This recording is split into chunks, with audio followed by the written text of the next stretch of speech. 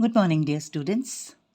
Today it is 6 November 2021, Saturday, and we'll be doing story writing.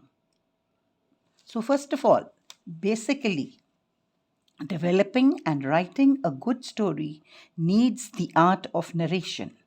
Dear students, you have to narrate the incidents in a sequential order leading to the final conclusion. You should follow the basic theme as expounded by the input or by the introductory lines. Do not invent new and different themes. So remember, the beginning or the introduction of a story is of essential importance. Your story will depend heavily on how well you write your characters. Plot is where the actual narration of the story will happen.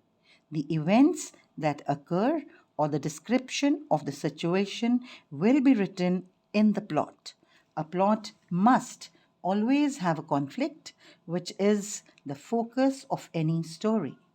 Climax is where the story will come to its logical conclusion. If there is a plot twist, this is where you will include it. Always end your story in an interesting manner. Finally, story writing is an art. It is the oldest form of written composition. It is a work of imagination that is written in easily understandable grammar structure. A short story is meant to be read in a single sitting, and therefore it should be as direct and brief as possible. So let us quickly review how to write a short story. Or you can say, what are the necessary elements of story? So story elements, first of all, setting, second, characters, third is the plot, fourth is the conflict, fifth is the resolution, sixth is the theme, and finally, seventh point is your point of view. A story is usually meant for entertainment purposes, can be moral based or both. Stories can be told using different forms of narration like written, oral, and visual or audio video. So here is an example. The question is, ultimately, he won it as he was determined to accomplish his mission. The closing of a story is given above. You can write your own story, but you can't change the end. Write the story in 150 to 100 words. And the answer is the determined effort. The marathon was a week away. The leg plaster had come off, but I was using crutches.